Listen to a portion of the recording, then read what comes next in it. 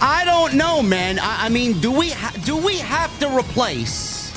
Do we have to replace Space Strippers with that last song, bro? Do we do it? I don't know, man.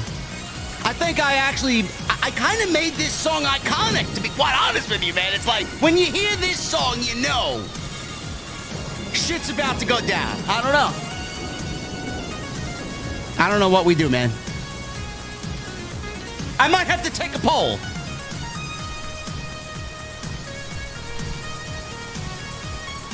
SmackDown! We got some trades! We got some trades on the horizon. Brand split! They want to pretend like there's still a brand split, but then they want to show Chad Gable and Carmelo Hayes and Gunther on Friday Night SmackDown. I don't know what's going on here, man. What are we doing?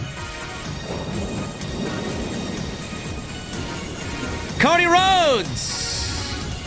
He went one-on-one with Chad Gable tonight. Kevin Owens. I don't know, man. I'm pretty excited for Saturday night's main event. It's going to be a banger next weekend. And we got the United States Women's Championship Tournament continuing. And a big L as far as the creative direction is concerned. Ladies and gentlemen, we're going to the OTS venue right downstairs to my mother's basement, man. It's a cold night here in New York City. Fireplace is lit. And we got some adults hot chocolates behind the bar, man. Homemade. So when I get there on this Friday night, I want to know, what the fuck are you guys drinking? I'll see you over there.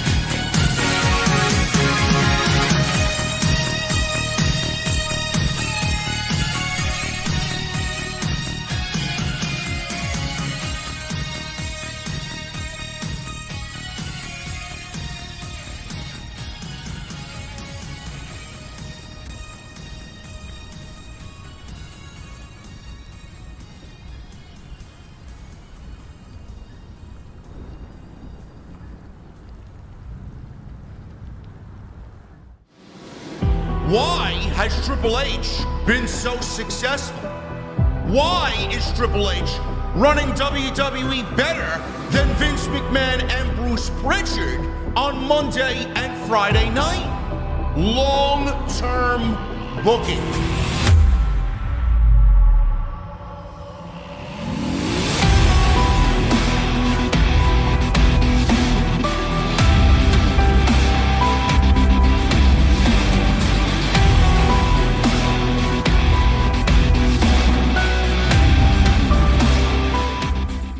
What is going on, guys? Thank you so very much for joining me right here on Off the Script. This is your Friday Night SmackDown post show for December 6th, 2024. I am your host, JD from New York, as always, coming to you live from the OTS venue inside my mother's basement on this very cold New York Friday night. Thank you very much for joining me wherever you may be tonight. 7 days from now, man, we got Saturday night's main event. We got some major news happening in and around Long Island, New York next Saturday. Some major surprises, some legends showing up. And we got one of the final pushes for Cody Rhodes and Kevin Owens. Next weekend on the island, WWE Championship on the line in the main event. And it's going to be a banger. We will get into all that. Tonight, the big story is WWE is basically foregoing the brand split, which I've already told you was going to happen. We've already reported that several times. WWE is acting as if there is a brand split, that there are separate rosters, but they're also acting at the same time like there isn't. And I don't really know why. They just might as well just forego it completely and not even talk about it, not even mention it, and just do what you got to do and have everybody just appear wherever the fuck they want to appear. But WWE did tonight. They did announce that trades will be happening. A trade deadline is happening, and there will be roster moves. And that all three GMs, Ava from NXT, Adam Pearce on Raw, and Nick Aldis from SmackDown, have all been corroborating. They've all been discussing that there will be moves as we move into the Netflix era of Monday Night Raw, where Raw will probably be closer to 3 hours than it is 2 hours, and SmackDown rumored to be going 3 hours on the USA Network, which I don't really find to be a smart move. But the rumor is that it's going to be a test for the next 6 months. Why 6 months? The fuck do I know, man? I don't work there. They know better than I do. But that is the plan right now. So the biggest question is why? I don't really know why. I can't give you an answer as to why. All I know is WWE needs to definitely shake up the rosters going into WrestleMania season. And if the shows are going to 3 hours each, Raw's going to 3 hours and Friday Night SmackDown's going to 3 hours, we need a little bit more roster on Friday night. Monday night could probably get away with what they got, but they could also use a shot of different. They need some new life. They need something to differentiate itself from what we've been given, especially if you're going to a new network or a new streaming platform. It's a new era of Monday Night Raw. You don't want to go and move into a new home and have all the same dingy furniture that you had at the previous home. You want to enter your new home and you want to buy new furniture. It's exactly what WWE is thinking with this trade deadline and the roster moves that will be made in the next 4 weeks. I like that, and I absolutely agree that moves need to be made. What moves? I don't know. I don't really know. We saw one potential move tonight, which quite honestly, I've been asking for the last several weeks, and if you guys have been watching me, you know I've been pitching it.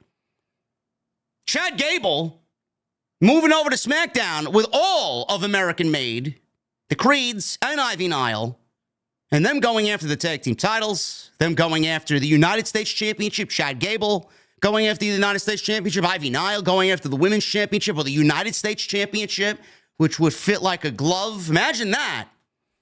You really want to make a difference with them and present them a little bit different than what they've been presented as. That's a great move.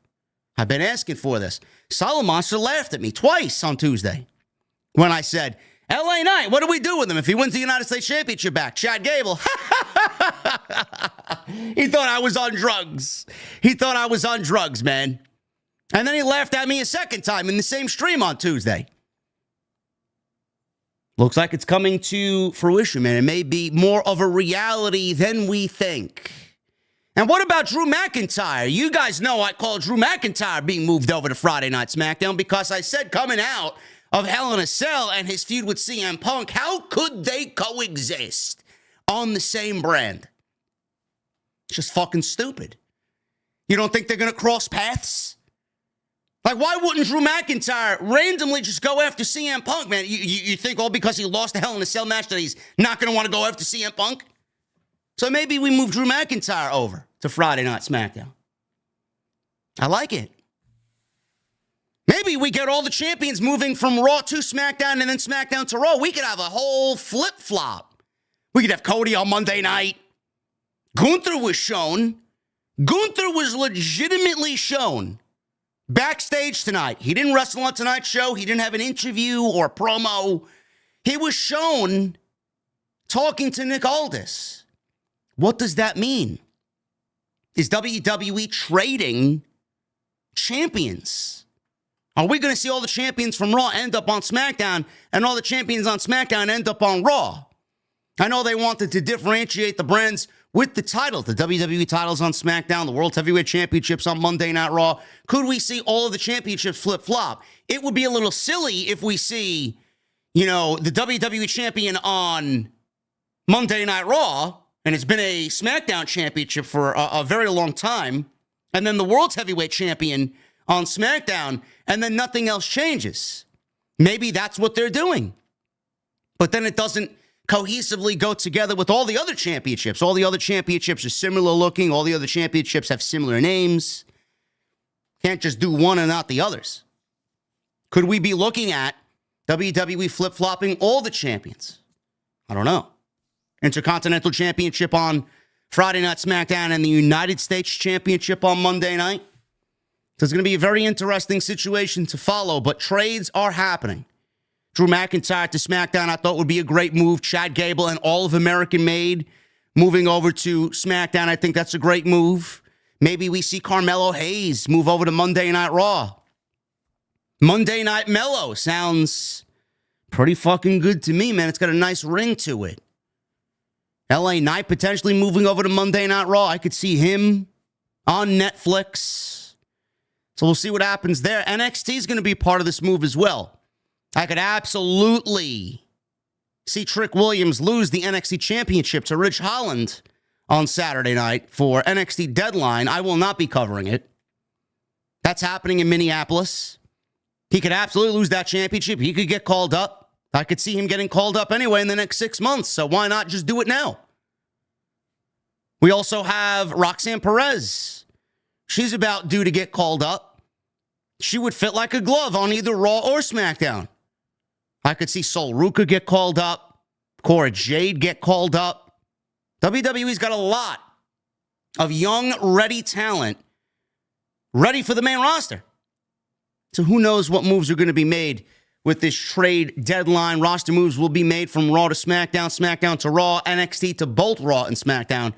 So it's going to be a very interesting situation to follow, but I'm glad that they're doing it. One of the other reasons why they are doing it and why we're seeing this now is because we're back to both shows being on separate entities. Raw's going to be on Netflix and SmackDown's going to be on USA Network.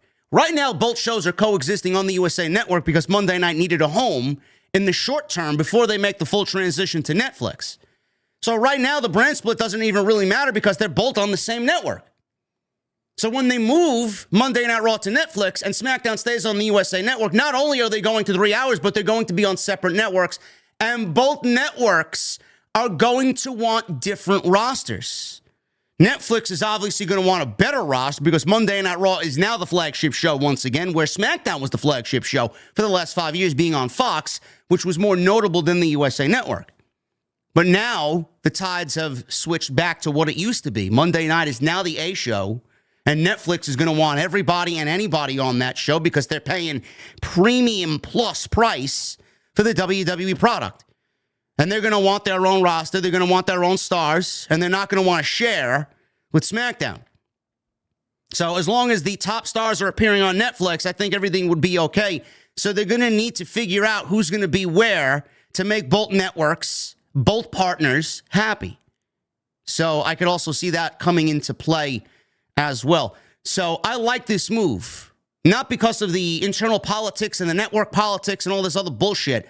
I like the move because if they're both going to 3 hours, if Raw and SmackDown are going to 3 hours, then we're going to need to bolster the roster and add a little bit more than what we're getting right now. because both shows are at 2 hours and you're not really getting a whole lot. You're not really maximizing your roster, but when they move to 3 hours, you will be.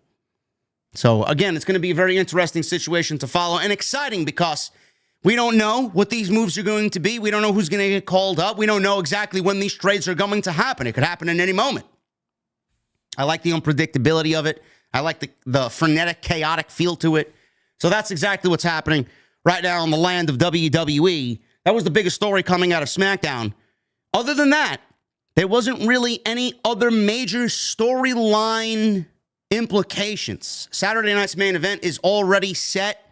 I think they're going to stick to 4 matches. I heard a rumor today that there was going to be a 5th match added via WrestleVotes, but I don't know if adding a 5th match on a 2-hour show is going to be the way to go. I think if you add a 5th match, it's going to take time away from what you've already got planned. So I think keep it at a 4-match minimum and then worry about booking the rest of the year out until Monday Night Raw and set that show up, which Triple H is already claiming will be like a WrestleMania vibe. They're going about it in a very WrestleMania-like way. So we'll talk about that. We'll get all the Saturday night's main event rumors out there. And we had the Women's United States Championship tournament continuing tonight. The last of the quarterfinal matches. We had Naomi, Tiffany Stratton, hometown favorite tonight as they were in Minneapolis, and Elektra Lopez. Kind of an L creative move by WWE.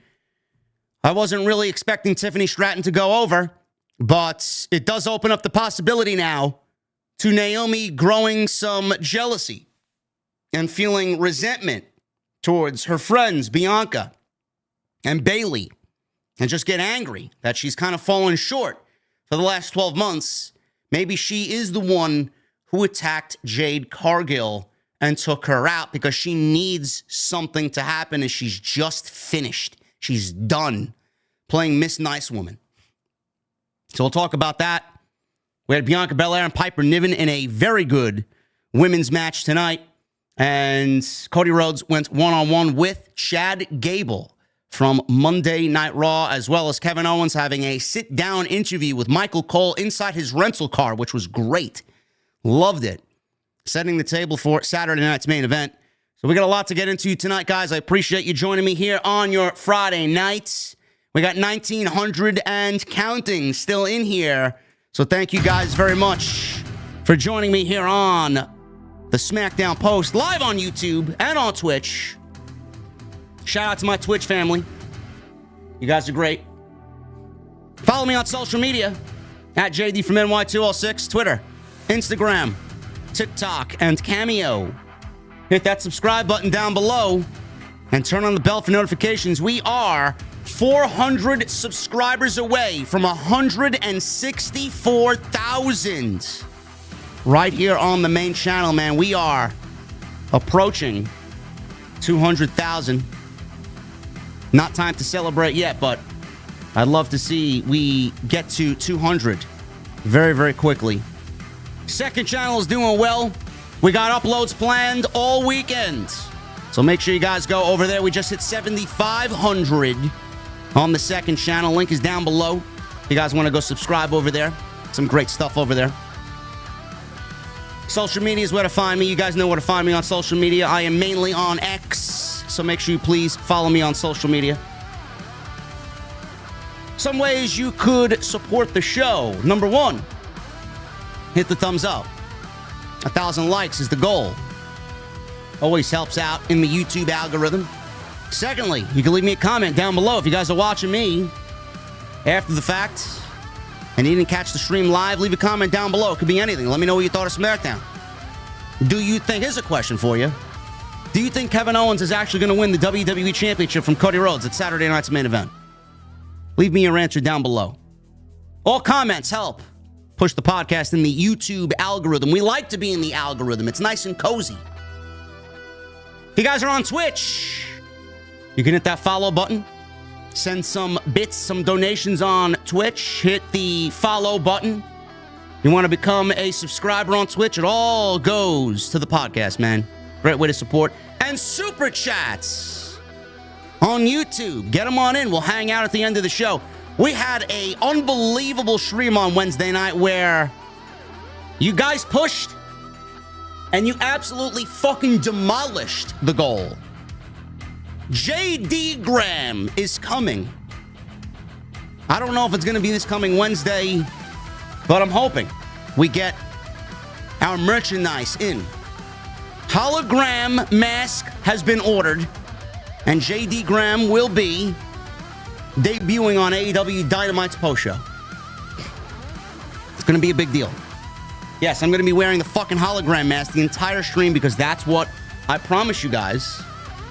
And that's what you're going to get. And we're going to have a good time doing it. It's going to be great. So get those super chats in. And tonight's show is sponsored by my great friends over at Blue Chew. BlueChew.com, code JD at checkout. Make sure you guys get your free sample courtesy of the podcast.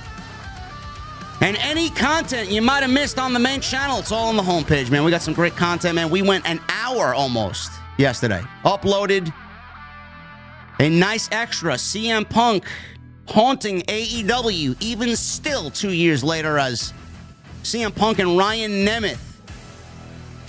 Story came out about them that AEW and CM Punk could be accused of harassment by Ryan Nemeth. Who? Yeah, it's Dolph Ziggler's brother. Insignificant. But we talked about it. Go check it out. It's all on the homepage. Let's get into this SmackDown show tonight, which I thought was a very good show from Minneapolis. Great show tonight. We start off with Cody Rhodes. He opens the show dressed as fancy as he could be. So, Minneapolis, what do you want to talk about? Cody was talking about Saturday night's main event, how excited he is for the event to be returning. Said it's the honor of a lifetime just to compete on a Saturday night's main event. But it's not that simple for him because of Kevin Owens.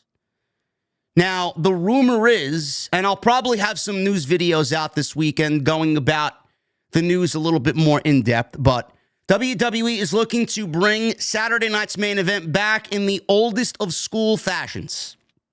Meaning graphics, music, which you have already heard, legends, and even commentary. They announced today that Jesse the Body Ventura is going to be a guest commentator for Saturday night's main event next Saturday at the Nassau Coliseum.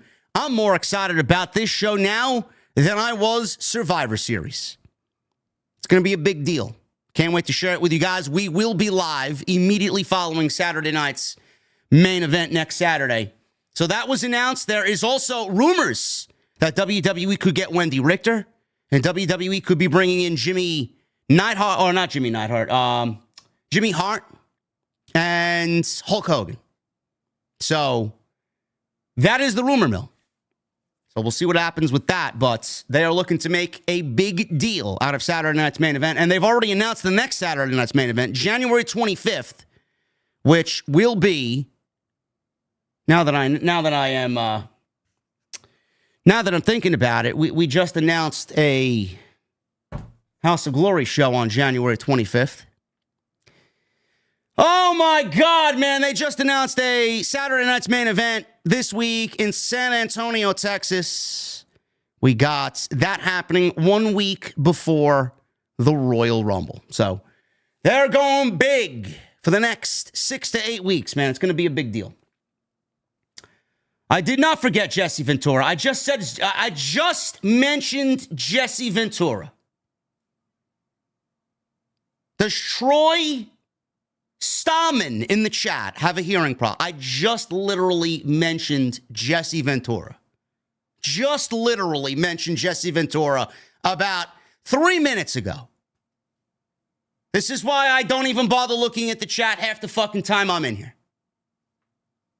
Oh, but what about that? I just mentioned that. Oh, what about that? I just mentioned that. Then I got people in the comment section. Oh, you didn't talk about it. Yes, I did. Yes, I did. I don't get it. Rewind exists, people. I got my notes right here. Fucking Christ. Anyway, Chad Gable's music hit, and Gable made his entrance, and he was out there with American Made. Gable spoke from the aisleway, called himself the greatest athlete to ever come out of Minnesota. Obviously, crowd mixed reaction because he is a hometown guy, but he's also a heel. Don't want to give him the satisfaction. Gable said there's a transfer window, and Gable and his crew may come to Friday Night SmackDown permanently. I've been calling for this for the last couple of weeks, so I'm glad to see this potentially become a reality. Gable then called everybody in the crowd simple-minded and gullible. He then entered the ring. Crowd in Minneapolis were chanting, "You suck, you suck." Gable said Cody was once the beacon for what Gable wanted to be. Unmatched work ethic, dressing the part. Gable said that's easy, but what's not easy is being a good friend. And Cody has not been a good friend to Kevin Owens. Remember, Kevin Owens is right.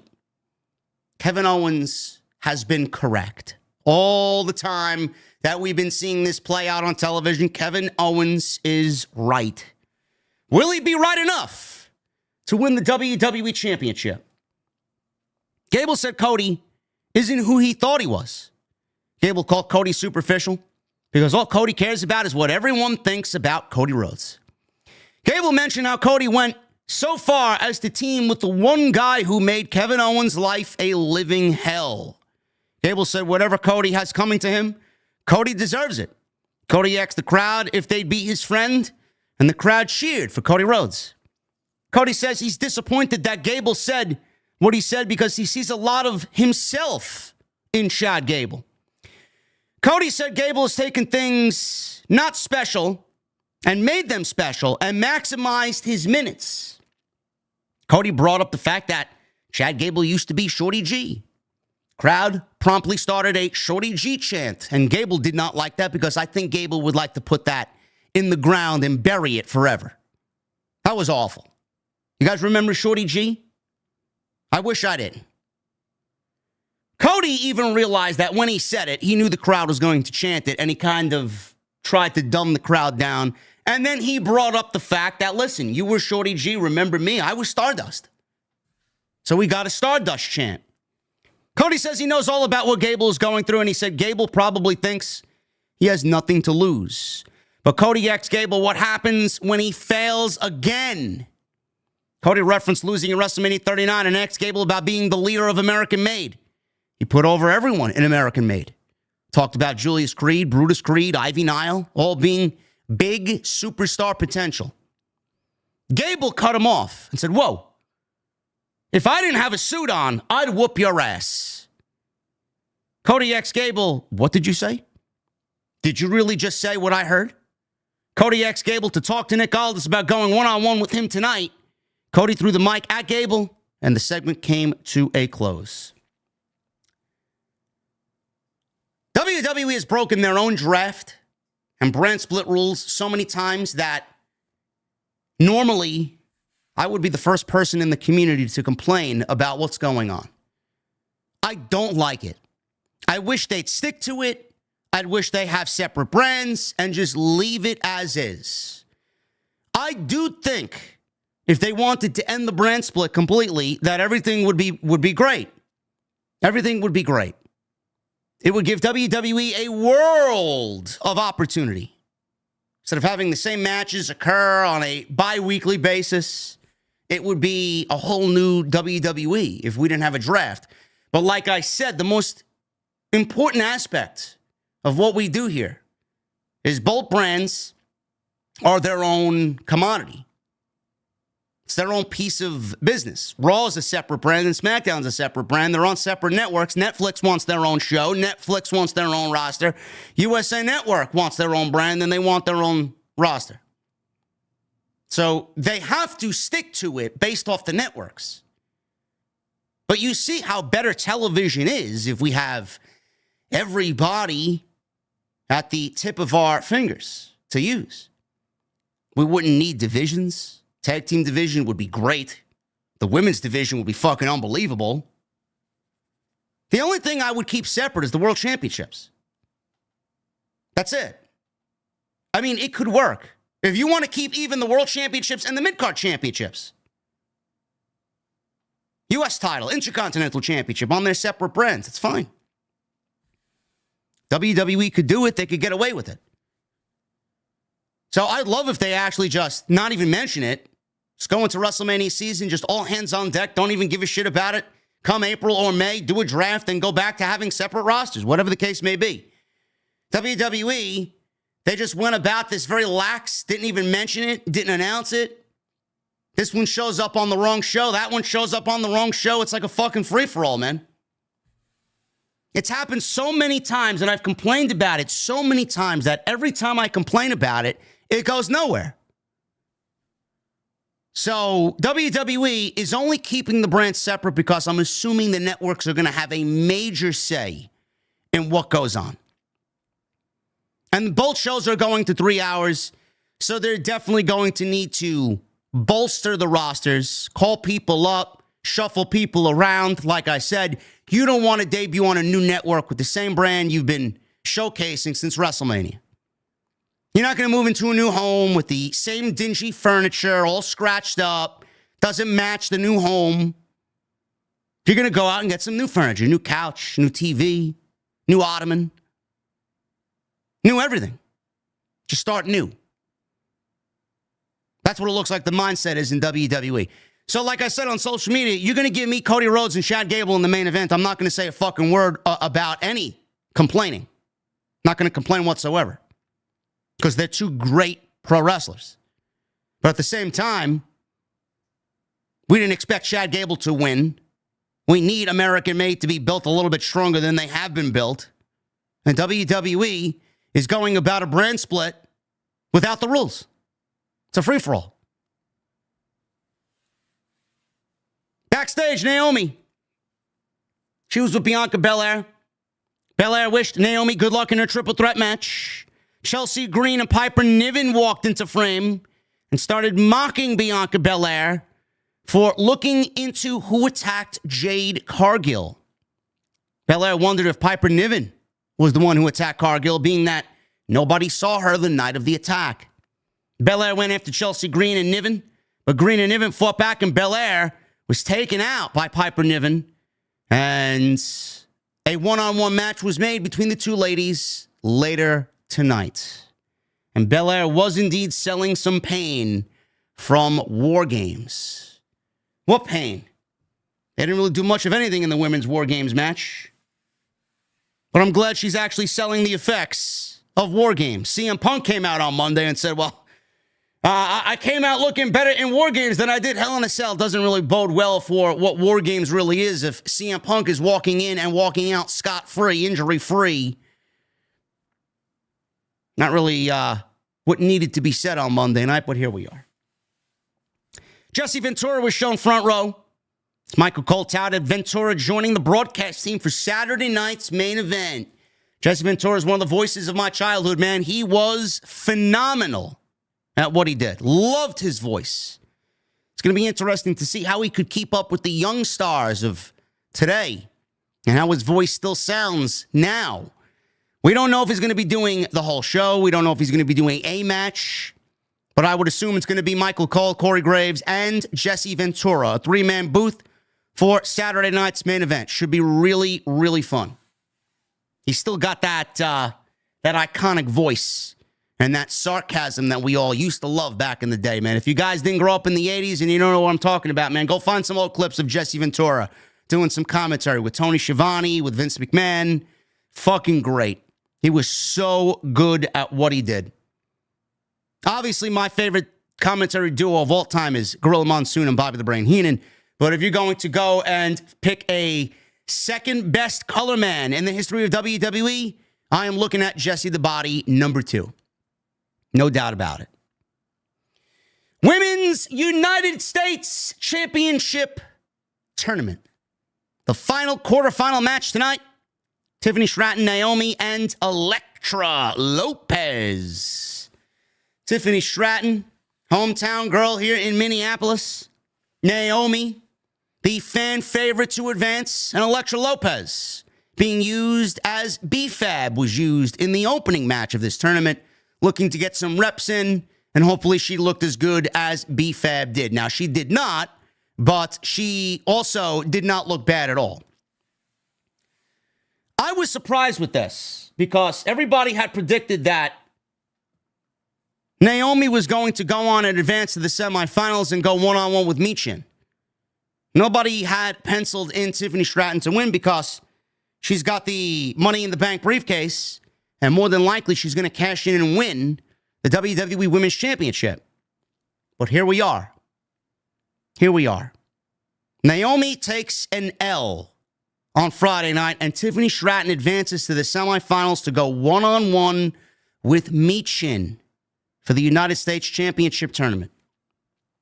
This was obviously a feel-good win. Remember back in the day when Vince used to have somebody compete in their hometown and more likely than not they would lose? Looks like Triple H is trying to change that mentality. Tiffany Stratton entered her hometown and she walked away with a W. Naomi and Tiffany started brawling to begin the match. Lopez, she got involved and threw Naomi out of the ring.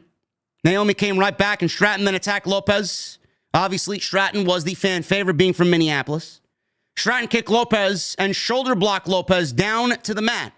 She then landed a basement dropkick and went for a cover and got a 2 count on Lopez. Stratton posed for the crowd. Naomi gets back in the ring. Cross body on Tiffany Stratton. Naomi nearly fell over the top rope in a spot. She caught herself, and the match got back to where it was as Naomi is in the ring now, and she's going on to attack Elektra Lopez. Stratton is going at Naomi until she fights back and hits a double stunner on Tiffy and Elektra Lopez at the same time. Naomi then landed a splash on Elektra Lopez and went for one on Tiffany Stratton. Stratton got her elbow up. Stratton then landed a double stomp on Naomi out on the apron, and then she turned her attention to Elektra Lopez and landed a snap suplex on Elektra. Lopez eventually snaps into a half crab on Tiffany Stratton. Lopez rolled Stratton up for a 2 count after the half crab. So all the women are trading pinfall attempts here. Nobody got the better of anybody here. Lopez caught Naomi when Naomi tried to leap at Lopez, and Lopez slammed Naomi down with a Uranagi-like maneuver. Lopez hit a version of a Blue Thunder Bomb, which looked really good on Naomi, but Stratton broke up the pin attempt, and all 3 women were on their back. Everybody got to their feet. Everybody started brawling. Naomi got the best of both Elektra Lopez and Tiffany Stratton. Rear view by Naomi on Tiffy. Candice LeRae showed up and distracted Naomi because there's a feud going on between Naomi and Candice, Naomi and Nia. Lopez briefly took advantage of this, but Naomi hit a split-legged moonsault on Lopez. Stratton came back and took care of Naomi. She dumped her to the outside, and she goes up top. Now, she positioned Elektra Lopez. I thought she was way too far for the moonsault. She was like basically halfway, and she goes up top, and she hits the prettiest moonsault ever, and she hits it 1, 2, 3, and she wins and advances to the semifinals to go on to wrestle Michin next week on Friday Night SmackDown. So she did pin Elektra Lopez, but Naomi had the match won, but Naomi ends up being a loser. She did not take the pinfall, which is something that you should really take focus on. Naomi did not take the pinfall. It was Elektra Lopez who took the losing fall here. Now, I was surprised because I think a lot of people had predicted Bayley and Naomi in the finals. Now, I don't know where we're going. I really don't. This definitely makes things a lot more unpredictable because next week we got Chelsea Green and Bayley, Michin and Tiffany Stratton. It is easy to think. We all predicted Naomi to win this thing. We all predicted Bayley and Naomi in the finals. It could very well still be Bayley in the finals without Naomi. They could go with the bigger matchup here of the two. They could go Bayley and Tiffy. Are they going to go with the bigger matchup here, or are they going to go and do even more unpredictable creative and move on with Michin and Chelsea Green in the final. Because I could absolutely see Chelsea Green and Michin in the final, and I could see Chelsea getting her revenge on Michin to win the United States Championship. You cannot look at it and say, nah, they're not going to do that because Bayley and Tiffy are the biggest stars. Chelsea Green has obviously proven herself to be a commodity, proven herself throughout the year in some great spots. She's been great with her character work. She's gotten herself organically over. I didn't think that they were going to do someone like Chelsea immediately to win the United States Championship. I thought that they would put her on someone like Bayley, have someone bigger establish the title, and then put it on someone like Chelsea Green or Michin or someone lower on the card to build their star power up a little bit with the championship. But it looks like we may be going to a rematch from the dumpster match with Chelsea Green and Michin at Saturday night's main event, which would be great. I have no problem with that. And I think a lot of people are going to be on board if Chelsea is the first ever United States champion. Because why does Tiffany need the United States Championship when she has the Money in the Bank briefcase? She doesn't need that, which is why I'm kind of surprised that she won here. But they're going, obviously, with the babyface and Michin versus the heel and Tiffany Stratton. So let me know how you guys think it's going to play out. I'm kind of leaning towards that now, honestly, that I mentioned and now I'm talking about it. I'm leaning towards Chelsea Green and Michin for the finals. So we'll see what happens. I don't know what's happening with Naomi. She lost again. The fact that she lost, it made me think maybe they are really pushing her towards a heel turn. Maybe she is the one who attacked Jade Cargill. Maybe she is going to turn on Bayley. I thought it would happen in that match and we get Bayley versus Naomi in the finals for the United States Championship. But looks like WWE may have other plans here. So I'm going with Tiffany Stratton and Michin, with Michin getting the victory. I'm going Chelsea and Bayley. I'm going with Chelsea getting the victory. I'm going with a Chelsea and Michin final. Bianca Belair. She wrestled Piper Niven, which was the better of the two women's matches tonight, by far. But before we got that, there was a backstage segment where Montez Ford and Angelo Dawkins were shown laid out. Nick Aldis was there and said they both needed medical attention badly. Nobody knows who a lot of people are getting attacked backstage in WWE. We got this shit even happening on NXT. So backstage is nowhere you want to be, man. It's not safe at all. Jade Cargill got taken out. Montez Ford and Angelo Dawkins got taken out. Jey Uso got taken out on Monday Night Raw. Eddie Thorpe got taken out on NXT this past Tuesday. Who the fuck did that? Who? Yeah, I don't know either. But I watch. I don't give a shit. But I watch. Puts me to sleep nice and quick, does NXT. God, does that show suck. You know, I still get people telling me, JD, you should move Tuesday Night Titans to Thursday to watch NXT. It's gotten so much better. No, it hasn't. NXT sucks. NXT is not a good show. It's not. So lame. It is so, the writing is so bad. And the main event scene is fucking offensive. If they didn't have their women's division, man, my God, I don't even want to know where NXT would be. So who took out the Street Profits?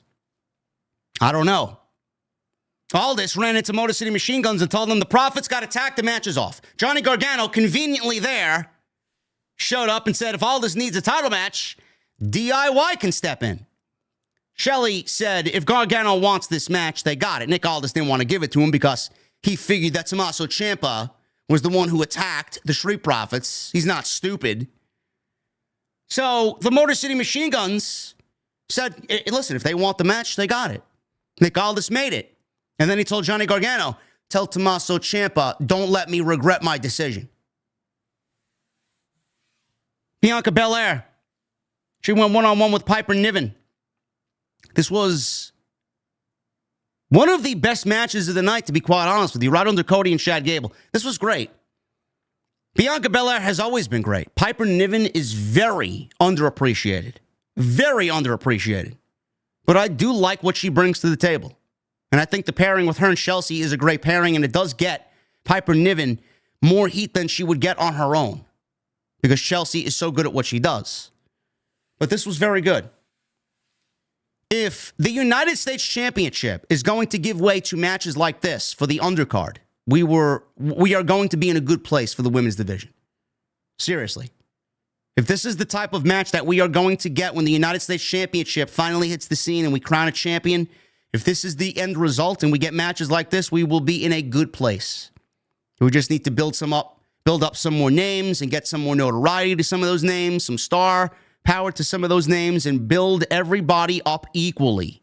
Instead of giving all the opportunities to WWE's usual suspects, instead of WWE going back to their tried and true, the big 4 or 5, they need to continue to build up everybody else under the Biancas and under the Charlottes and under the Beckys and under the Rheas.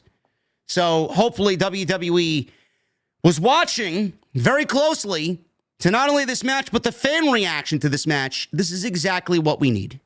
This was a very good match. Bianca had control early. And both Bianca and Piper Niven were fighting over Bianca's braid. Niven won the battle, hit a splash on Belair, took advantage. Niven worked over Belair in the corner. She lifted her up for a slam, but Belair countered with a kick to the face. Belair ran the ropes. Green caught Belair's foot, who was on the outside. Niven followed that up with a sidewalk slam. She goes for a cover. She gets a 2 count. And we go into a commercial break. They didn't go to commercial break, at least for the first 30 minutes. I don't know if they promoted the first 30 minutes being commercial free, but this was the first commercial break of the night, 38 minutes in. Shaw comes back, and Piper Niven had control. Belair tried to fire up. Piper Niven cut her off with a running senton twice. That was enough to earn a 2 count. Not quite. Niven worked a waist lock, which she then transitioned into a bear hug on Bianca. Belair fought her way out of it, eventually tried to choke out Niven, till Niven shook Belair off and went for a big splash. Belair moved. Belair ran between the corners and smashed Niven's face off the turnbuckles. Belair then went to the top, hits a nice-looking crossbody for a close near fall. Belair punched Niven repeatedly, and before long hit a spear for a 2 count.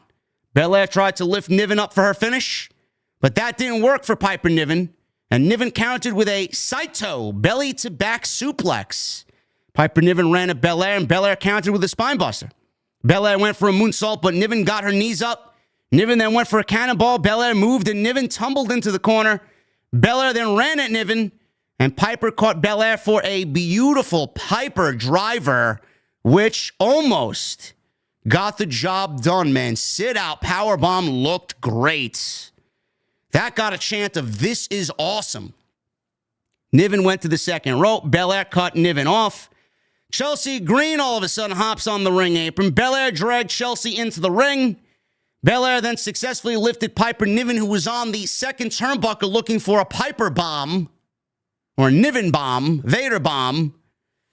She picks Niven up off the second rope, carries her middle of the ring in a KOD, and delivers the KOD on Piper Niven, which we've seen a dozen times by now. I mean, it still looks impressive, but it's not like the first time she did it. She delivers the KOD right on top of Chelsea Green. So took both women out at the same time. She goes for a cover. 1, 2, 3, and Bianca Belair wins. A very good match for herself and Piper Niven. Great stuff here, and Bianca Belair gets the victory. So, like I said, if this is exactly what we're going to get for the Women's United States Championship, when that hits the scene, we will be in a very good place. All we need to do is add a little bit more depth to the SmackDown women's roster, add a little dose of creativity, get some stories going. We will be good, man. And they're off to the races here. I like this storyline. We don't know what's going on. It's very unpredictable. Who attacked Jade, right? We got the tournament playing out. Who attacked Jade? It's nice that the women have a story. It's more than I can say about Nia Jax holding the women's championship hostage, which we should be booking to take that belt off of her and put it on Tiffany Stratton. But story is key. We need to add some solid story to the division. And I like what WWE is doing as of late. They're making it feel a little bit better than it was 3, even 4 months ago. We got a video package on Shinsuke Nakamura winning the United States Championship. And we'll get to Nakamura in a segment because we got him coming up in just a little bit. Bianca Belair, after her match, she was shown walking backstage and she ran into Naomi. Naomi, who lost her quarterfinal match against Tiffany Stratton and Elektra Lopez. Belair apologized for Naomi losing. Byron Saxton showed up and told the two that he knew Piper didn't attack Cargill because he saw where Niven was during the attack. So we can take Piper Niven's name off of the inquiry list. She's not a suspect anymore via Byron Saxton. So now that leaves Naomi. That leaves Candice, Nia, Liv, Raquel, Naomi, Bayley, and Bianca. I mean, it could be any one of these women. I mean, Liv and Raquel, that would be kind of lame. Candice LeRae would be lame. Bianca, now you got my attention. Bayley, now you got my attention. Naomi, now you got my attention. Top 3 suspects in this attack on Jade Cargill. Bayley, Naomi, and Bianca Belair. Top 3 suspects, in no particular order. Shinsuke Nakamura. I was very vocal about giving Shinsuke Nakamura the United States Championship. I didn't understand it on Saturday night when we reviewed Survivor Series because there wasn't really any story. He just comes back. He's got this new look. Same type of gimmick, but new look. Love the look. Nothing about the look I had a problem with. It was just a creative decision. The guy gets brought back. We're not really invested in him because he's been presented like a loser the last few months out. He hasn't wrestled since April. Seemingly disappeared. Before that, he didn't really do much of anything. Feud against Cody, lost. Feud against Rollins, he lost. He's basically used to prop and get everybody else over. I still don't like the creative decision.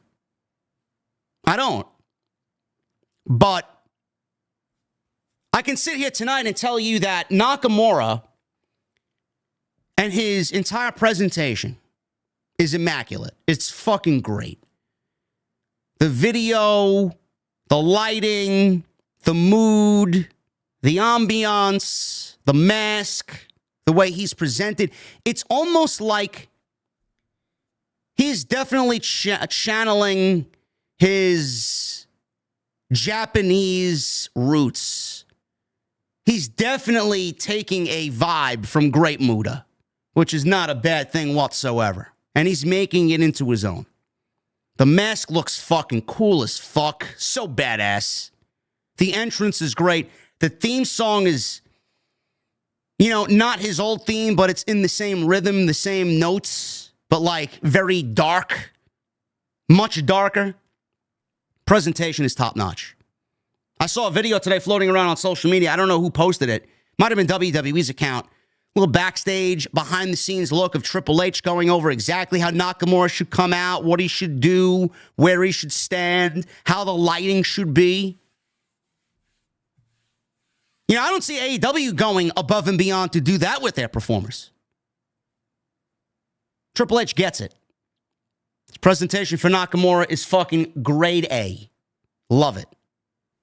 Now, the creative decision, I hope that they make me like it. I hope that they change my mind.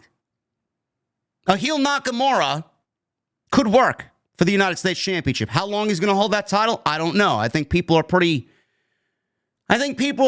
certain that it's not going to be a long run, but who knows? Who knows? LA Knight wants his rematch. We'll see how that plays out. I doubt it's happening at Saturday night's main event. They'll probably save it for somewhere else down the line. To do it again at Saturday night's main event would only be to take the belt off Nakamura. I don't think WWE wants to take the belt off Nakamura. Maybe they are along the lines of thinking that LA Knight is so over, he doesn't need the United States title. I don't know. So we'll see where this rematch takes place, but I'll give you guys an idea about where I could possibly see the United States Championship going. Nakamura made his entrance. He posed in the ring. LA Knight's music hit. He didn't really say much of anything. LA Knight, he comes out, and Knight walked out with a microphone. Knight correctly noted that he was in the building in Minneapolis. Knight said Nakamura isn't the real deal, and Nakamura was holding something that belonged to LA Knight. He said he wanted his rematch, and he wanted it tonight. Now, he wasn't in his wrestling gear. Nakamura was, so I knew we weren't getting it tonight. Nakamura did nothing. Nakamura said nothing. He just stood there. So LA Knight, he takes his glasses, he puts his glasses on, and he said that he has his LA Knight mist blockers on. So wearing the glasses would prevent him from getting blinded by the mist, which happened 2 weeks ago. He walked to the ring. As soon as he started walking to the ring, Andrade's music hit, and he walked out with a microphone in his hand. Andrade said, whoa, whoa, whoa, whoa, whoa. LA Knight, I have business with Nakamura. I want Nakamura. I want the United States title. It's great. LA Knight doesn't give a shit. Andrade jumped on the ring apron, and all of a sudden, he was attacked by Tama Tonga. Tama Tonga comes out of nowhere and attacks Andrade. He pulled Andrade so stiff off the apron that it looked like Andrade's face legitimately hit hard way on the ring apron. I thought he fucking blasted his face and took his fucking face off. That's how bad the spot looked. Tama Tonga, by the way, out there without Tanga Loa, who tore a muscle. I believe it was some sort of ligament. I don't remember what they said. Let me see if they said it here. We got Tanga Loa suffered a torn bicep. So the men's War Games match had a few casualties. Tanga Loa was not out there.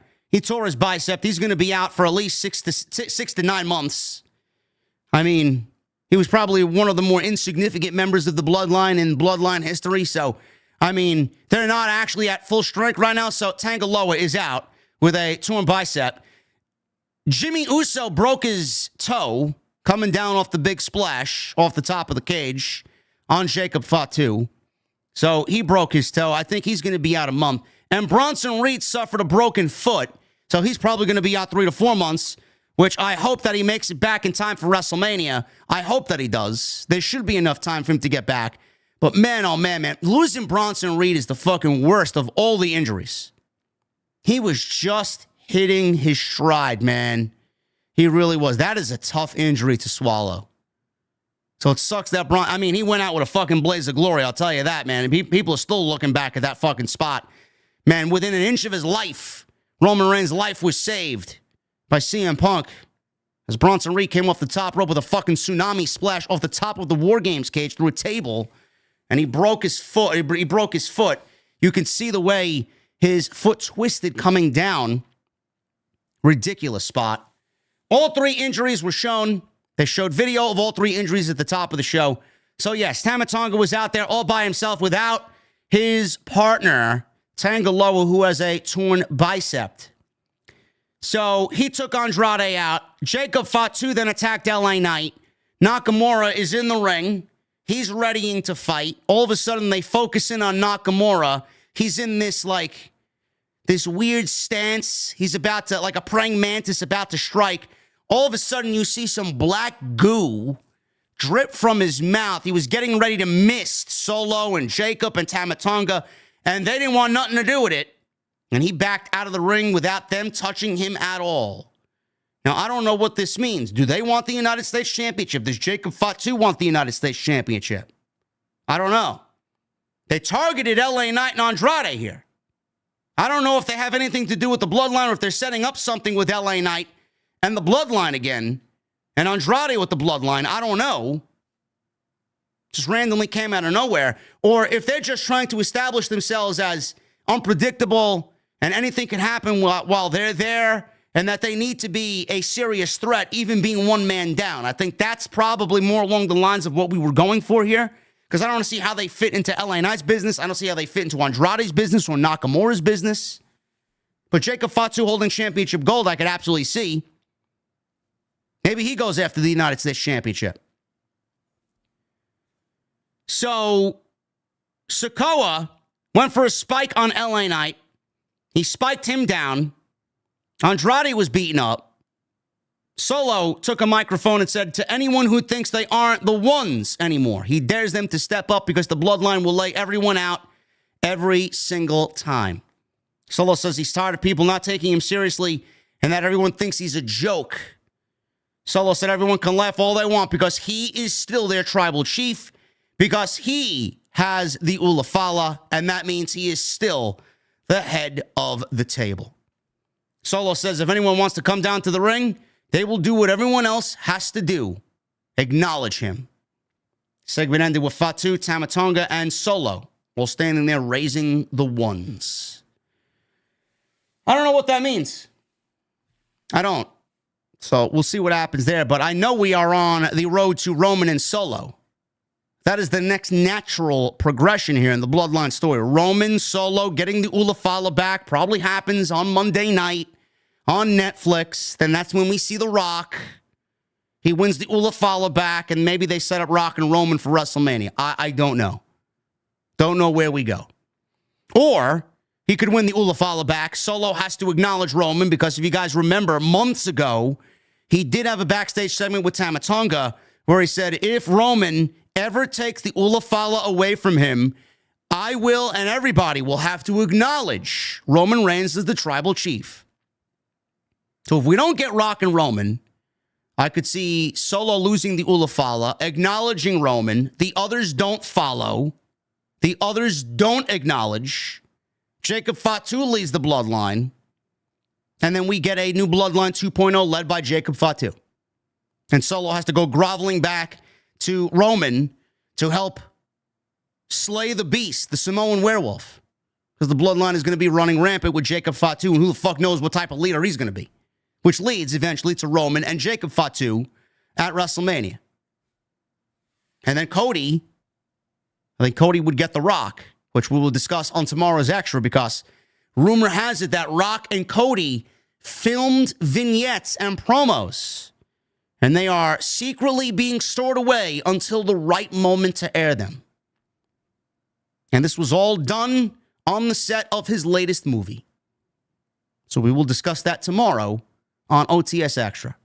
So we may be looking at Rock and Cody at WrestleMania for the WWE Championship, which would mean one of two things. Rock is going to win the Royal Rumble because The Rock is not going to win the Elimination Chamber because The Rock would rather win the Royal Rumble by doing as least as possible. Then he gets Cody at WrestleMania. Or he just says, fuck the Royal Rumble. I'm going to get my title match and I'm going to inject myself into the title match and fuck it. Which I hope that they don't do because you can't shit on the Royal Rumble in such a manner. It's the biggest match on the road to WrestleMania. It's the one match that should determine the main event of WrestleMania. So hopefully they go about it in a different way, the right way this year, instead of just last minute planning because Dwayne wants to do this and plans are already in motion and plans are on the table and set in stone, and then Rock wants to come in and blow shit up. Which, I mean, I could see happening anyway. I'm not going to complain if that does happen because that just means more videos and more content for us that people want to digest. But let's go about the Royal Rumble this year in the right way, please. Tommaso Ciampa and Johnny Gargano, they were shown backstage, and Ciampa was still very angry with Johnny Gargano. Ciampa said he'd see Gargano out there. You haven't given me an answer. You better be giving me an answer tonight. You got us this title match against the Motor City Machine Guns. If you think that fixes our problems, it doesn't. Johnny thought he was doing good. Tommaso Ciampa says, don't you think I forgot? We're going to go out there and we're going to do our thing. If we don't, shit's going down. Kevin Owens.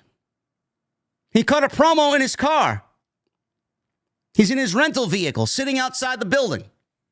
Owens says it sucked to be told to be in Minneapolis for a Michael Cole interview. Owens says he's been showing up to SmackDown for weeks, and if Cole wanted to interview Owens, Cole would have to go out to the parking lot and find Owens in his car because Owens was not going to come inside the building. Okay. They had this all set up, too. They had a nice sound stage with him in the back. They had some nice fancy lights and 2 comfy chairs and a table all ready to go for a nice interview, a nice sit-down interview with Kevin Owens and Michael Cole. And Michael Cole wanted to do it, and he said, nope. Kevin Owens said, nope, no, you're coming out to my car. I'm not going in the building. They don't want me there. Fuck them. Kevin Owens is right. When will you guys realize Kevin Owens is right?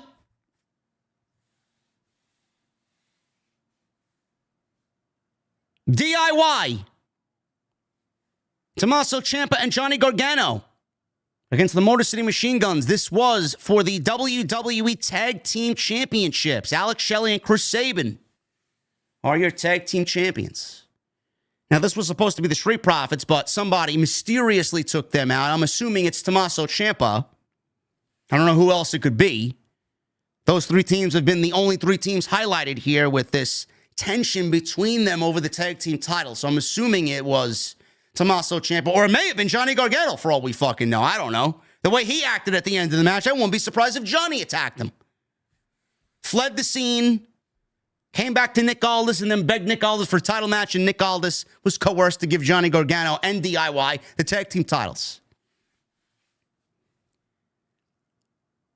I don't know what's going on here, man.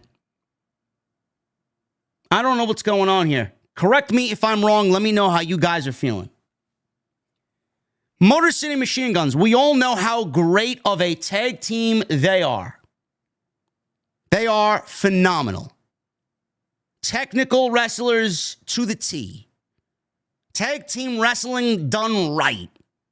I called Motor City Machine Gun matches for House of Glory. I called Alex Shelley matches for House of Glory. Great wrestler, great tag team. They simply were not getting any reactions on the main roster. Reactions, but not anywhere where they needed to be. So WWE brought these guys to the main roster. And I'm going to say it again. I don't really know if this is true or not. I'm just going based off what I see. But WWE anticipated both Pentagon Jr. and Rey Fenix coming to WWE. And they were not going to NXT. They were going right to the main roster.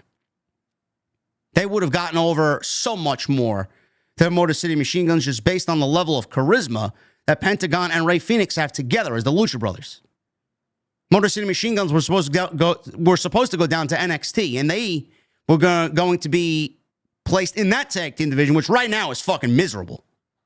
I couldn't tell you one single fucking team outside of Fraxium and the D'Angelo family on NXT television. I don't even know what their tag team division looks like. It's awful. NXT used to have the greatest tag team division in wrestling. Times have changed, man. But I do believe that is the case. Motor City Machine Guns got called up to the main roster. They made a decision on them to put them on SmackDown after they knew Tony was going to be a petty, spoiled bitch and keep Rey Fenix iced, adding injury time to his AEW contract. Now, Penta just became a free agent. He's free to go wherever he needs to go. He's going to WWE. No question about it. Is he the one who attacked Eddie Thorpe on NXT? I doubt it. Why would you put Penta on NXT? I don't really get that move. I mentioned Nakamura before. Don't you think Penta coming on in as a babyface going after evil, dark Nakamura would be a lot better of a spot for Pentagon Jr.? That would be fucking great. So we'll see where they place him. But I do believe that WWE wanted the Lucha Brothers. They found out they weren't getting the Lucha Brothers because Tony Khan wanted to be petty. So they moved the Motor City Machine Guns up in place of the Lucha Brothers. Now they're getting Penta a couple of months late without Rey Fenix, which is better than nothing. And the Motor City Machine Guns didn't get any reaction. What went wrong? What went wrong? Motor City Machine Guns, they've been presented as super over the top, Oh, I want to wrestle the best. No, we'll defend our titles against anyone. We want to wrestle the best tag teams. We're here to do the right thing. When you come off like, when you come off that way, the fans are going to be more indifferent to you than you would like. It is way too hokey. The Motor City Machine Guns came in with the fucking utmost respect for everybody. You can't be too manufactured. You can't be that polished and fake, man. You can't. They just came off sounding a little too cringy, a little bit too fake. You know, the way that they speak, the way that they deliver, their cadence, even when they talk about other teams, when they're backstage cutting a promo. I mean, it's like the 1980s all over again. That's not real life. They need to go out there in this type of WWE where you got Tommaso Ciampa running around wild, you got the Street Profits fucking taking no prisoners, attitude change with those guys. Now we want to wrestle the best. We want to wrestle the best, man. We want to wrestle the best tag teams in WWE. We love wrestling, man. We're so happy to be here. Give me a fucking break, man. Really? Can't do that, man. People are going to see right through that shit. You got to give them some balls, man. They're from Detroit. Give them some edge. I've seen Alex Shelley with some edge, man. Give me a fucking break with this hokey garbage, man. What is this? I'm not watching a fucking cartoon. They just lost the tag team titles. Let's give them some edge. They fucking got screwed out of the titles because DIY wanted all of a sudden become pricks. Get down to their level, man. That's where they went wrong. Give people a reason to like them. That type of shit doesn't work in 2024. So when you wonder why they dropped the tag team championships so soon, that's why. They were not getting any reactions on WWE TV. WWE felt like they did not want to see it through any longer, and they opted to make a change. They opted to tell a story with Ciampa and Gargano to get them genuine heel heat. And whoever the babyface team is now going after DIY will probably be better off for it because Ciampa and Gargano are so fucking good at what they do. This may be the point in which they finally get over the hump that they were struggling with. So they did turn here. Heel DIY is great television. I didn't expect Johnny to go heel, but I also thought at the same time that breaking up a tag team right now in the lack of division that we have was not really a great idea. So I think we settled for Johnny Gargano kind of coming down to Tommaso Ciampa's level and adopting the same attitude as Tommaso Ciampa. Ciampa jump-started the match and attacked Sabin. Sabin came right back with a pair of arm drags and needed Ciampa's midsection. Shelley tagged in. Double team moves on Ciampa before Shelley worked a headlock. Ciampa worked out of it, tagged in Gargano. He worked over Shelley's arm. Ciampa tagged himself back in, chopped Shelley repeatedly. Ciampa yelled at Gargano to pay attention. Gargano looks at these guys as friends. He didn't want to do too much to them. He respected them. Shelley elbowed Ciampa and Sabin tagged in to take Ciampa out to the outside. Show comes back from a commercial break and Ciampa had the upper hand on Shelley. He worked a headlock. Shelley worked out of it. Shin buster. Ciampa went to give Shelley a big boot. Shelley moved and Ciampa kicked Gargano off the apron accidentally. He started yelling at Johnny Gargano, yelling at him, "What are you doing?" The fuck you mean, what is he doing, man? You fucked up. What the fuck is he doing? What are you doing? He was only standing where he needed to, holding the tag rope. So he's yelling at his partner for doing basically what he was supposed to do. So Ciampa yelled at Gargano, calling him stupid. "What are you doing? You're stupid." Ciampa went for a fairy tale ending, which is his finish. Shelley countered it, got a hot tag from Sabin. He went crazy, cleaned house. Big crossbody off the top on Ciampa. Goes for recovery, gets a 2 count. Shelly tagged in. Motor City Machine Guns continue to work over Tommaso Ciampa. Shelly went for a pin after they planted Ciampa and got a 2 count. Gargano was still down at ringside. Stupid Johnny Gargano.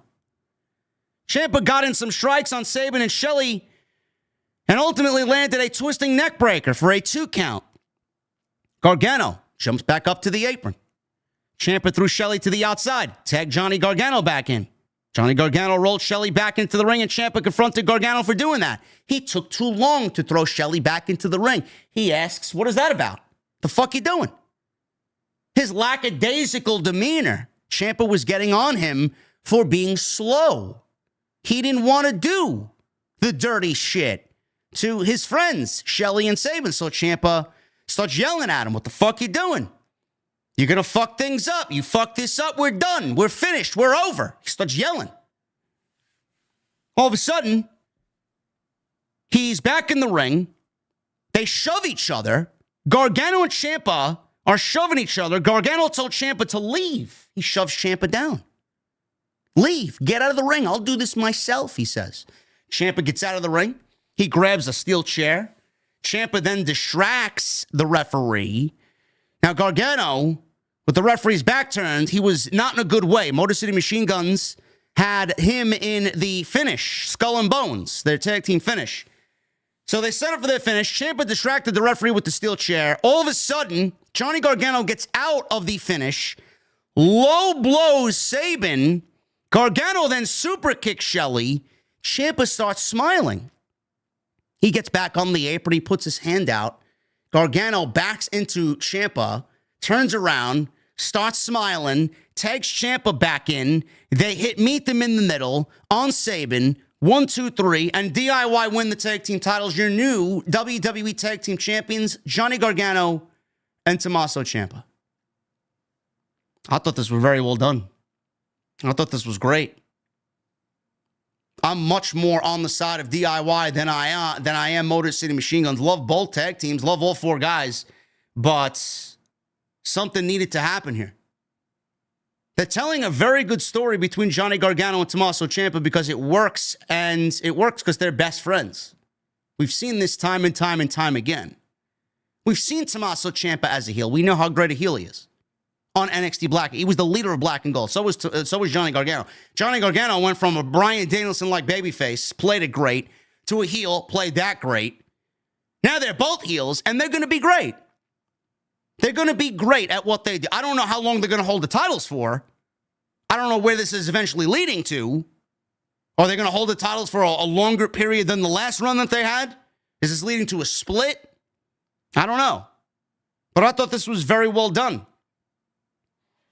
Now, they gave Motor City Machine Guns the WWE. They gave Motor City Machine Guns the Tag Team Championships because they needed to get the belts off the Bloodline because them on the Bloodline were doing the division no good, and the Bloodline didn't need that to tell their stories going into War Games.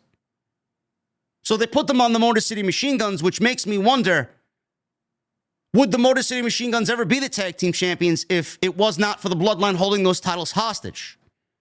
They felt like Motor City Machine Guns should have been the titles to make a big impact and a big difference and get them over, but they never kind of worked out the way that they envisioned. And it's sad because they're such a great tag team. And I wonder if they'll ever see Tag Team Championship gold again on the main roster after this failed run for the last month and a half. It's like, does WWE go back to them? I don't think so. I think we're moving on with DIY. I think the Street Profits eventually get those championships at some point in 2025. Don't know who else is coming on in. Maybe they call somebody up from NXT. I'd love to see Axiom and Nathan Frazier on the main roster. That'd be great. How do we rebuild this tag team division? Only time is going to tell, man. I don't know. So instead of breaking DIY up, the swerve was Johnny Gargano went heel with Tommaso Ciampa. Can't hate on it. I thought this was very well done. Moving on. Kevin Owens and Michael Cole. Michael Cole indeed went out to the cold. Don't know how cold it was in Minneapolis, but he didn't wear a jacket, so it couldn't have been that cold. So this was great. The way this was shot was great. It was almost like one of them fucking karaoke carpool shows where you see people acting funny and telling road stories and singing some goofy songs. Had a camera right on the dash. This was very well shot. Sounded great. I actually prefer this instead of what we were going to get with the sit-down interview backstage like we usually do. This was a lot better. Nice, different environment for Kevin Owens and Michael Cole. Cole walked outside. Owens invited Cole into his rental vehicle. Owens noted how many times he's been told he wasn't allowed to come inside into the arena in recent weeks, so we're doing it out here. Not giving Nick Aldis and SmackDown management the satisfaction. Cole says he wanted to do an unbiased interview, and Owens mocked him for that idea. You, unbiased? Ha ha, yeah, right. Mr. Cody Rhodes over here. Michael Cole cited their friendship and said how he's been a big supporter of Owens for the last 10 to 12 years. Owens says he doesn't understand how Cole doesn't see things the way Owens sees them. Owens ran through his grievances about Cody, that he's right, how Roman Reigns was looking to end his career and caused headaches, and Owens a problem for the last 4 years. Owens mocked Cody for leaving WWE in 2016, only to come back, beat the Bloodline, win the title, finish his story, and then end up teaming with the guy that ruined everybody's life for 4 years. Basically held the entire brand hostage for 4 years. Owens mocked Cody's pyro. He mocked his entrance. Cole said everyone thought it was good to help Roman. Owens says that Jimmy and Jay were always pawns for Roman anyway, and he doesn't blame them because they're family.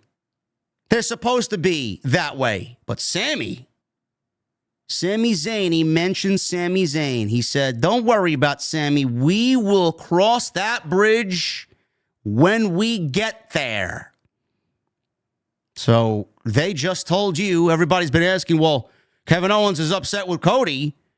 Is he not upset with Sami for doing the same thing? Kevin Owens flat out told you tonight that he will address Sami Zayn when the time calls for it. So look forward to that, and I'm making a bold prediction right now. I do think that Kevin Owens and Sami Zayn are each other's WrestleMania opponent. Calling it right now. So he mentioned all three teaming with Roman. Owens said Cody stabbed Owens in the back. Cole told Owens he was being petty, and Owens looked at Michael Cole. As Michael Cole continued to say, you should look yourself in the mirror. Michael Cole said Owens is the problem. Owens yelled at Michael Cole, get out of my rental vehicle. Get out. Michael Cole gets out. Owens, still sitting in the driver's seat, tells Michael Cole, hey, Michael. He calls him back to the car. Michael Cole turns back around to look into the car to see what Kevin Owens was going to tell him. And Kevin Owens rolls the window up and drives away.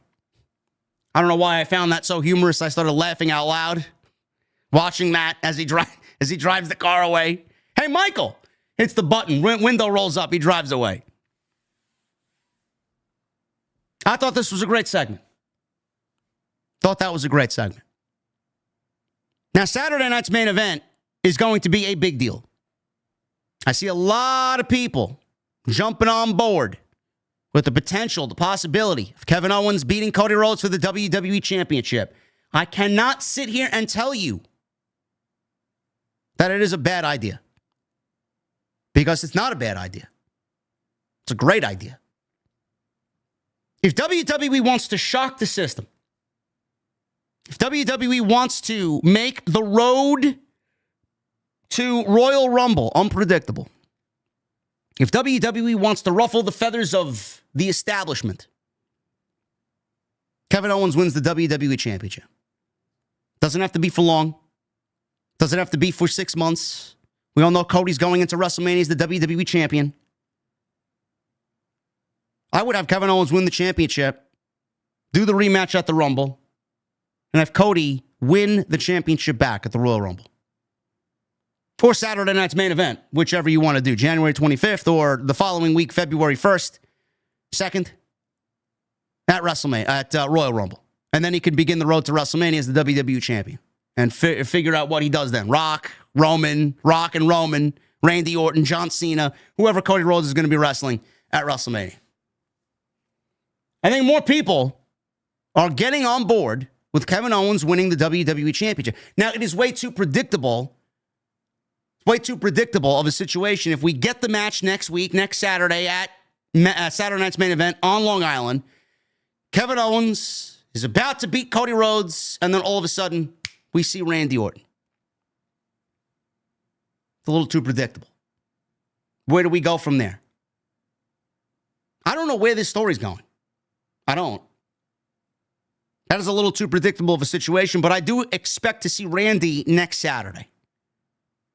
I just don't know what the outcome's going to be. Does Randy Orton join Kevin Owens in feeling that he's right? Because I've said it once, I'm going to say it again. Every situation you look at, Kevin Owens, Roman Reigns, the Bloodline, Randy Orton, Cody is to blame for everything. Especially when it comes to Kevin Owens and Randy Orton. Cody is to blame for everything. Kevin Owens has been right every step of the way. Is Randy going to eventually see the light? How does that work if Kevin Owens wins the title? It's going to be something next Saturday, I'll tell you that. It's either Randy costs KO or KO wins the championship. There's no in-between. There's literally no in-between. I don't think Randy's going to turn on Cody. We got to get the payoff to Randy and KO first. That would be my first guess. But a lot of people are getting on board with Kevin Owens winning the championship. I don't think WWE's got the balls to make that decision. Next week, Bayley will face Chelsea Green and Michin will take on Tiffany Stratton semifinals of the U.S. title tournament. The finals will take place the night after at Saturday night's main event. I'm going again, Chelsea Green and Michin.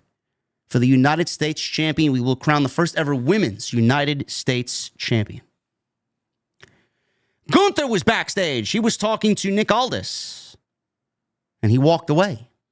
I don't know what was discussed there, but we could be seeing the ring general on Friday Night SmackDown. Maybe we trade Gunther for Cody. Carmelo Hayes walked in. Melo was mad at Aldis for not talking to him, and Melo wanted to know where he fits in on Friday night. And if I don't fit on Friday night, maybe he could go to Monday night, and Monday Night Melo could become a thing. Melo on Netflix doesn't sound bad at all. Nick Aldis says that would be a good idea because Melo is such a headache. Aldis says he has someone special in mind for Melo, and he walked away. I don't know what that means. Is it a call-up? Is it somebody from Raw? You got somebody special for Carmelo. Who is it? Braun Breaker? Maybe it's Trick Williams. I don't know. Don't know what he means at all. But Monday Night Melo has a nice ring to it. Main event time. Cody Rhodes and Chad Gable. Main event for Friday Night SmackDown. Obviously, knowing what these two guys bring to the table, this was a very good television main event. And obviously, Cody Rhodes opened the show talking about Kevin Owens. Chad Gable interrupted. They had a back and forth to set the stage for this main event. Don't know what this means for Chad Gable. Maybe it does tease that Chad Gable and American Made are coming to Friday Night SmackDown. But Cody obviously was going to go into this and come out victorious. So the match started. The two kind of started to feel each other out. There was a couple of grapple takedowns. Gable took Cody down. Cody kicked his way out of a technical maneuver. Match reset. Cody went for some offense. Landed a drop-down punch. The good old gold dust drop-down punch. Followed by a suplex. And he held the vertical suplex. Cody went to run the ropes after the vertical suplex, but Ivy Nile hopped up on the apron to stop Cody. Gable went right back to work on Cody's ankle and leg, which was the story for Chad Gable. He tried to take out the Cody Cutter. So he went for the ankle leg with a dragon screw leg whip. Gable slammed Cody's leg onto the ring post, old school style, and the show went to a commercial break. Show comes back. Gable is focusing still on Cody's leg. Angle went for an ankle lock. Cody sent Gable into the second rope. That didn't matter at all because Gable dropkicked Cody's leg, continuing the work on the leg. Gable then started roughing up Cody. Big chops to the chest. Gable hits a big flying headbutt off the top rope. He goes for recovery, gets a 2 count only. He goes back up top. Cody cut him off, landed a reverse superplex off the top rope. Looked great. Both guys are down. They eventually get back to their feet. Boo and yeah shots traded back and forth. Gable ran at Cody eventually, and Cody turned that into a snap power slam. Cody hits a disaster kick, and he sells the leg. Cody Cutter, Julius Creed then jumped onto the apron, pulled Gable to the outside. Referee then sent all of American Made back to the locker room because he was just finished with their shit. Gable took Cody's boot off and started to work on the ankle now without his wrestling boot on. Cody countered by sending Gable into the second rope. Cody went for the top and hit a Cody Cutter off the top rope with one wrestling boot on. A wrestling boot and his black socks. He went for crossroads. Gable countered into an ankle lock. Cody made it to the ropes for a break. Gable gets up. German suplex to Cody. He went to the top rope. He went for a moonsault. He misses. He lands on his feet. Cody grabs him from behind. Crossroads. Planted him head first. 1, 2, 3. And Cody Rhodes wins this non-title match. And Chad Gable takes yet another L on WWE television. After the match, Kevin Owens appeared and started to stomp away on the ankle that had no boot on it. I wonder if this is going to be a factor next Saturday on Long Island at Saturday night's main event. Officials quickly ran out. They separated Owens and Cody. Cody leapt at Owens and the brawl continued. Suicide dive eventually from Cody onto Owens on the outside. They continue brawling on the outside. Show went off the air as Cody broke through the officials and the two continued to brawl. Chance of let them fight, let them fight. It was a great shot of Kevin Owens grabbing the camera as the show went off the air. I don't know, man. I don't know what's going on. We may be getting a new WWE champion on Saturday night. It's not as out of the box as some may think. I don't know what we do with Chad Gable, but I do think that Chad Gable coming over to Friday Night SmackDown is the right move. Now, him going after the United States Championship and getting a U.S. Championship title match at WrestleMania is fantasy-like booking, I am aware. We'd have to get that belt off Nakamura. But I envisioned him in LA Knight at WrestleMania. What do we do with Gable? Well, he's done everything they can on Monday Night Raw. They put him through the ringer on Monday night. Let's move him to Friday night. I think that would be great. The Creeds could add a lot to the tag team division on Friday night. I think that would be great. The United States Championship is going to find a home on Friday night with the women's division. Ivy Nile would fit like a glove there. It's just a great move. I don't know who we trade from SmackDown to Monday night for American Made, but I think that's the right move to make. Cody Rhodes and Kevin Owens, I'm very excited about. This is the best storyline that Kevin Owens has been in all year. And this is the best storyline that Cody Rhodes has been in all year outside of his stuff with WrestleMania. Cody is finally in something substantial, man. It feels good that the WWE title is at the forefront of their television. It has not been all year since he's won it. These middle-of-the-road feuds thrown together for no reason. Feuds thrown together because Saudi needs a main event. Matches thrown together because they got to crown a crown jewel champion, which means nothing. He's finally in something substantial. I'm very excited about what Cody Rhodes is going into WrestleMania. Man, it could go in any direction. Unpredictable. WWE television is getting a lot better over the next couple of weeks, man. It has gotten better. Raw was great. SmackDown was very good tonight. We got Saturday night's main event coming up. We got Raw. SmackDown next week. Saturday night's main event. It's going to be a big week. Very big week. Can't wait to share it with you guys, man. Very good show tonight. New tag team champions, Cody Rhodes and Chad Gable. United States Championship Tournament. Semifinals have been determined, with the finals taking place next Saturday. We got a lot accomplished tonight on Friday Night SmackDown. Thank you guys very much for joining me here on the post show. Continue to get your super chats in. We're going to hang out in just a little bit. I would appreciate if you guys support the show, man. I want to end December. I want December to be the best month we've had all year. And that starts with you guys, man. That does not happen without you guys. So get those super chats in. Follow me on social media at JD from NY206. Twitter, Instagram, TikTok, and Cameo. Hit that subscribe button down below. Turn on the bell for all notifications. Make sure you guys go check out all the content on the channel. There's plenty of it. Plenty of it.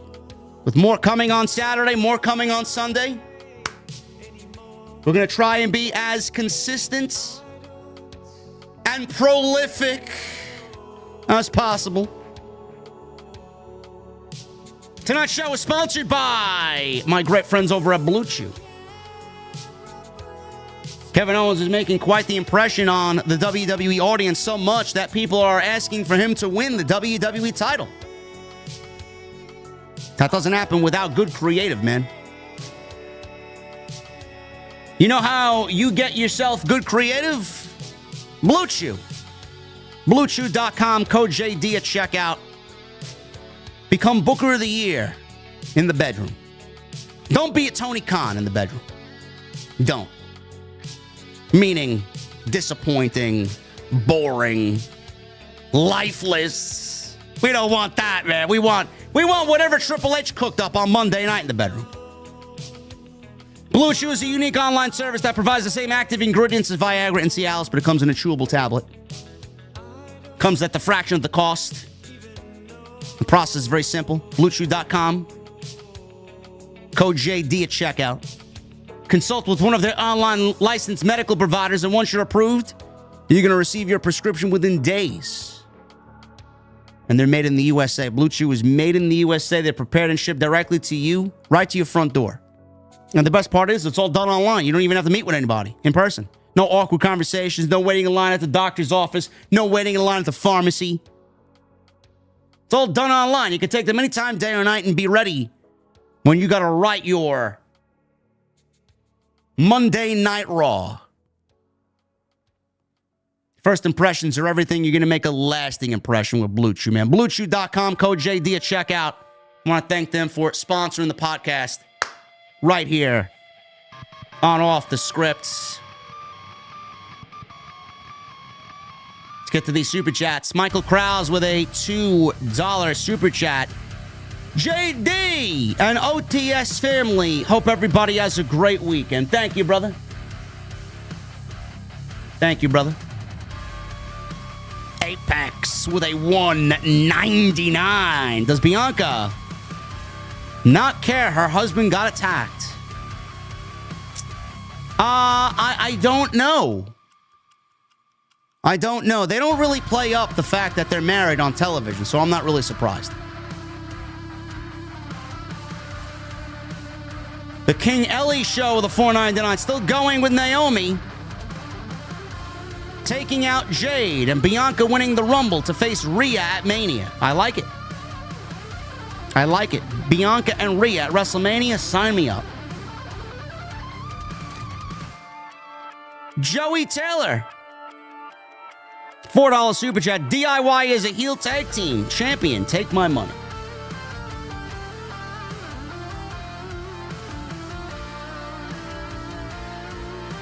Apex with a $1.99 KO. Tell me when I'm telling lies. You can't, basically. It's basically what he's doing. Michelle Moran with a $2 super chat. Was a seed planted for KO Sammy at WrestleMania? Yes, it was.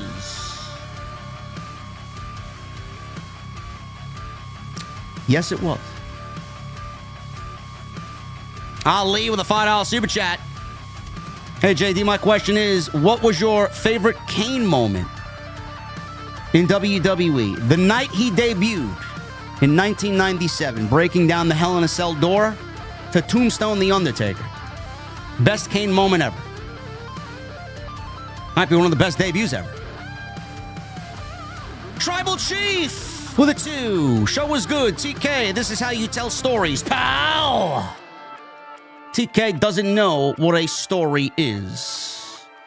Little Willie with a $20 super chat. SmackDown was a great show tonight. DIY turning heel was great stuff. And the trades that are potentially coming are going to be very interesting. Much love to you, JD. You are truly the Tribal Chief, and you have a fan for life. Thank you, Little Willie. Appreciate you being here, man. Thank you for your generosity. Have a great weekend.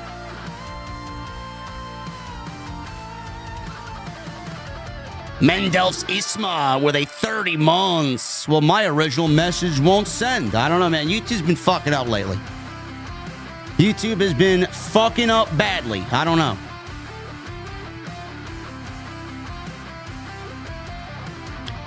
DJN with a 24 months. This guy is a golden microphone member of the VIP club.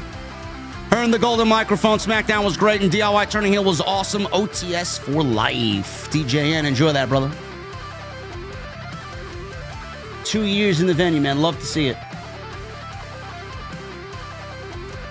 Raging Girl Gamer with her Mustang emote. 49 months as a VIP. What's up, JD? Since you're not streaming Sunday, my birthday is Sunday. Can I get a happy birthday from the best damn podcaster in the IWC? I need all 1,800 of you in the chat to give me some birthday cake emojis and wish Rage a happy fucking birthday, man. Happy birthday, Rage. Appreciate you for 49 months and beyond.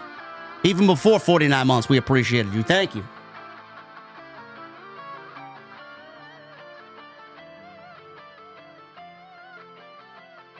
Reinsgard with a $20 super chat. Ever since the Braun Strowman feud, when he quit WWE and gave up the IC title, I've always considered KO a mid-carder like Baron Corbin, but a few rungs below. I don't think many people are going to agree with you there, Reinsgard. I think KO is not a mid-carder. I think KO is very much a main eventer. I think anybody that thinks KO is a mid-carder, man, is a little loopy. A little loopy in the noggin.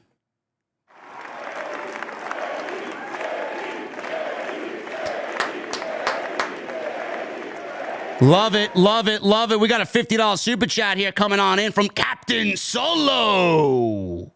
We love you, Solo. JD, Mother's Basement is the place to be on a Friday night. I'll take an old-fashioned. And all I want for Christmas is Bailey and all that booty meat to start wearing more revealing clothing. Oh, my goodness. OTS for life. I'll tell you what, Captain Solo. I think you go and join everybody else who has the same desires on this holiday season. Bailey certainly has nice assets, huh? You know who my current favorite is, man? Stephanie Vaquer, man. Oh, my goodness. Love it. Apex Calibre with a 199. JD, you should replace Vince with Tony in the OTS intro. I know. We got to replace Tony.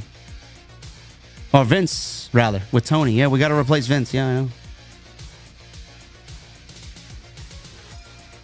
Apex also, at least KO, remember Sammy exists. Mania feud, yes. Absolutely.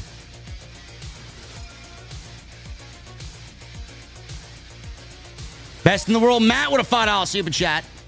Remember the report that said Netflix wanted Roman, Cody, and CM Punk? Plays right into what JD is saying, yes. They're paying $5 billion. They're going to get what they want, man. Listen, man, you can't go wrong with any of the ladies you mentioned in the chat, man. Julia, Lola Vice, Jada Parker, Sol Ruka, Nikita Lyons. I'm more of a Stephanie Vaquer guy. That's just me.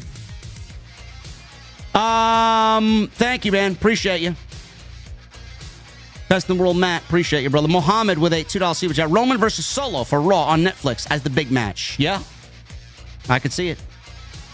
Roman versus Solo, main event for the Ulafala, and The Rock returns.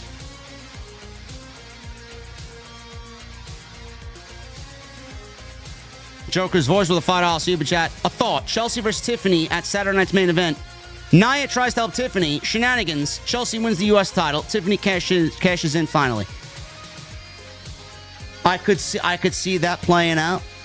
I could see it. Maybe that happens next week. Who the fuck knows? Maybe we do it on Friday instead of doing it on Saturday.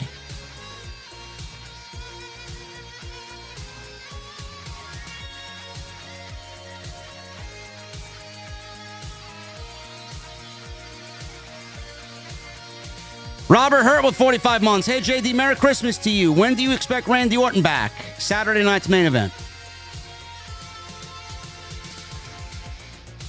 I expect him next weekend. Adam Khan, the real Khan. $20 super chat. He says, cheers. Adam, thank you, brother. Major with a $1.99. Bayley versus Green. Naomi turns on Bayley. Green wins. Could be. Could be.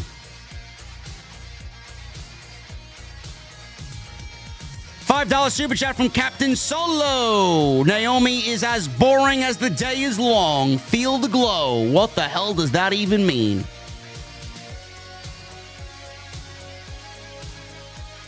Bro, Naomi's great. I think Naomi deserves her flowers. When that will be, I don't know. John Clockwork with a $1.99. Run the tape back. Gargano heel turn. Called it. You did. I remember you saying it. I remember you saying it, man. Captain Solo, once again, thank you for the $50 super chat, brother. Appreciate you.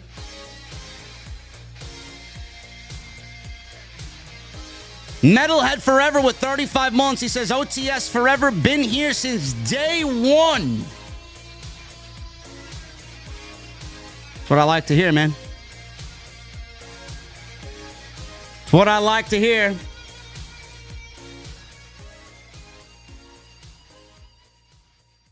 I got a lot of OGs in the chat, man.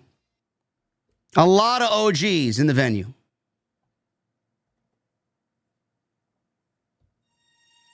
Major with a $4.99. WrestleMania starting to look like Rock, Cody, Cena, Logan Paul, Roman, Jacob Fatu, or Solo, Owens, Sammy.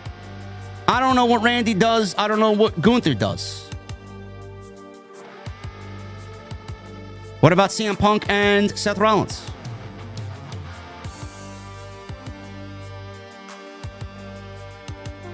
Maybe we do Braun Breaker, Sheamus. Maybe we do Goldberg versus Gunther. I don't know. I don't know what Gunther does at WrestleMania if it's not Goldberg. It all depends if Braun Breaker is going to be the Intercontinental Champion going into WrestleMania. That might be the plan now because Bronson Reed, that was my idea. Bronson Reed wins the title at WrestleMania if Sheamus won it. Now Bronson Reed's not even going to be on the show for the next 3 or 4 months. I don't know. Rhea, Bianca, Tiffany Stratton for Charlotte. What else do we do at WrestleMania? I don't know.